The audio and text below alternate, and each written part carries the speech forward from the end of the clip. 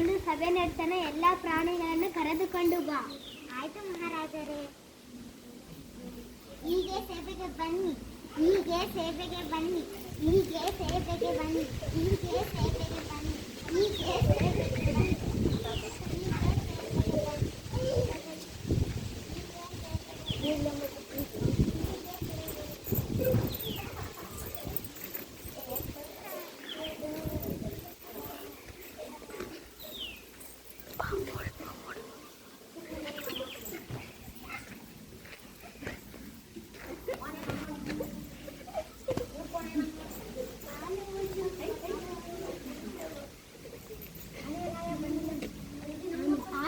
ಬಂದಿಲ್ಲಲ್ಲ ಇನ್ನ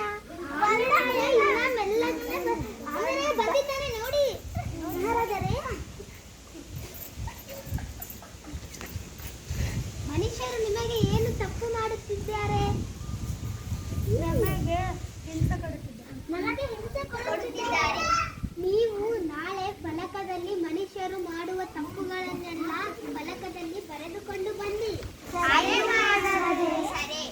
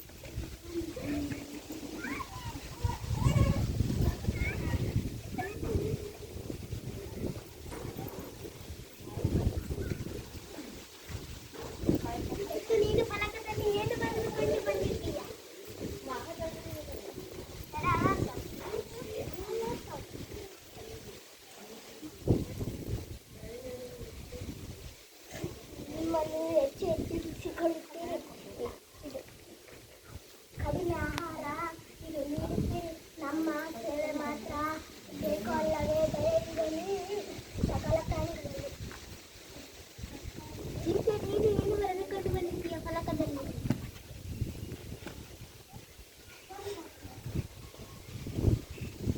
ನಮಗೂ ಈ ಕಾಡಿನಲ್ಲಿ ಇರ್ಬೇಕಂತ ಆಸೆ ಇದೆ.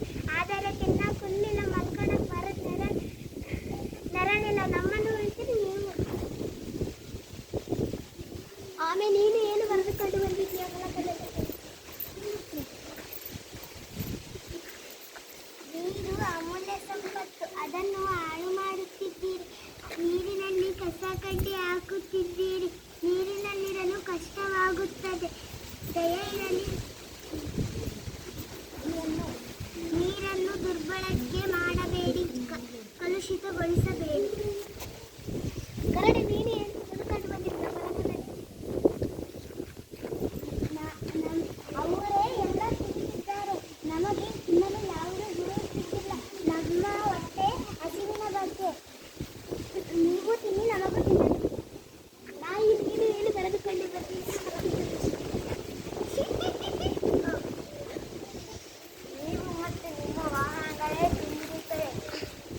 ಮೈ ಮೇಲೆ ಎಚ್ಚರಿಕೆಯಿಲ್ಲದಂತೆ ಗಾಡಿ ಚಲಿಸುತ್ತೀರಿ. ಸರಿಯಾಗಿ ಚಲಿಸಲು ಬಿಡಿ. ಮಂಕಿ, ನೀನು ಏನು ಬರೆದುಕೊಂಡು ಬಂದಿದ್ದೀಯ ಫಲಕದಲ್ಲಿ?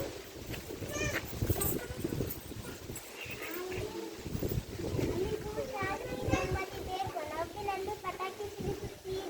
ನಮ್ಮನ್ನು ಓಡಿಸಲು ಮತ್ತು ಗುಂಡನ್ನು ಸಿಡಿಸುತ್ತೀರಿ. ನಮ್ಮ ಹೃದಯ ಹೋದಂಗೆ ಆಗುತ್ತದೆ.